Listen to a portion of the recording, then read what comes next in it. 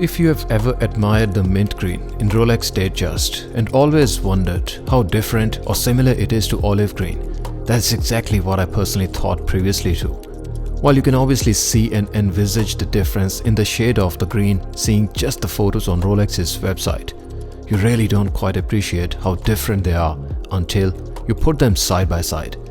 We could also say the same about the Datejust 41 compared to DD40. That is, if you ever wondered how small or similar the Day-Date wears compared to the Datejust 41, this is exactly what I'm looking to cover in this video.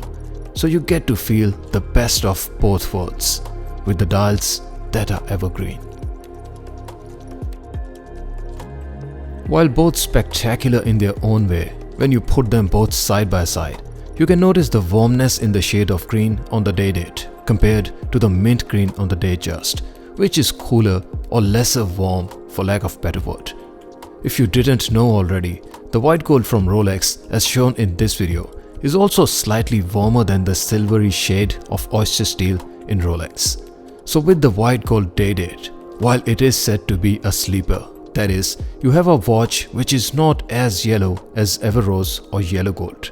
And as the name suggests, it is white gold, or silver as stainless steel. It is lightly yellower or warmer. To further demonstrate this, if you put Rolex's oyster steel, white gold and Everose together and side by side, you can see how white gold sits in between the stainless and Everose in warmness of the shade. So while it is subtle, to say that white gold looks like stainless steel is a bit of understatement or inaccurate opinion, at least to my eyes. In the same scheme of things, the yellower tone of olive green matches beautifully and uplifts the experience and classiness of white gold Day-Date. That is, if Rolex offered mint green in Day-Date and olive green in Datejust, it probably would have been a conflicting or a controversial match, which goes to show again that Rolex really know well what they are doing and why the watches they make are so timeless and evergreen. Speaking of the dimensional comparison, if you tried the DJ41 and wondered if the DD40 would wear slightly smaller than the DJ purely because Rolex market it as 40 mils, let's answer that question too. Measuring the size of DJ41 at the outer extremity of the bezel, it is 39.2 mils, while measuring the same on the Day-Date, it is 38.7 mils, which means that the face of the watch is about 0.5 mils smaller in the Day-Date. So while the DD will indeed look smaller than the DJ41 from afar and in your wrist shots. Looking at the dial size, the crystal on DJ41 is 32.7 mils compared to the crystal on the DD40, which is 32.2 mils.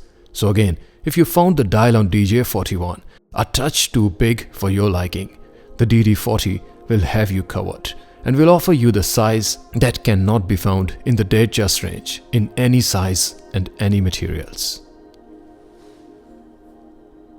Now what about the wearability of these watches? Measuring the lug to lug on the DJ41, it is 47.3 mils compared to the DD40. The lug to lug is 47.2 mils. Factoring in some human error and tool inaccuracies, it is safe to say that both the DJ41 and DD40 have the same lug height. That is, while the DD40 will look smaller on your wrist and from third person's perspective. If the DJ41 wears big and flares out of your wrist, the DD40 will do no better and will wear the same.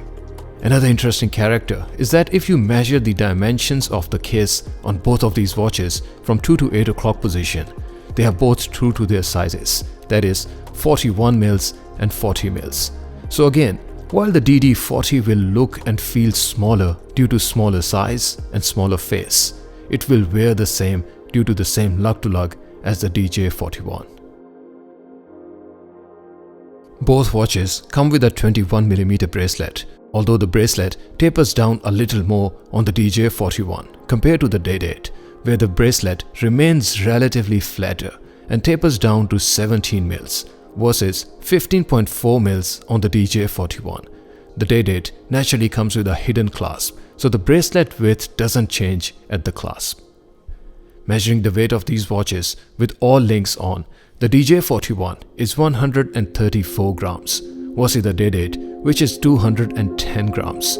And rightfully so, as white gold is a heavier metal and consistent with its broader bracelet at the clasp.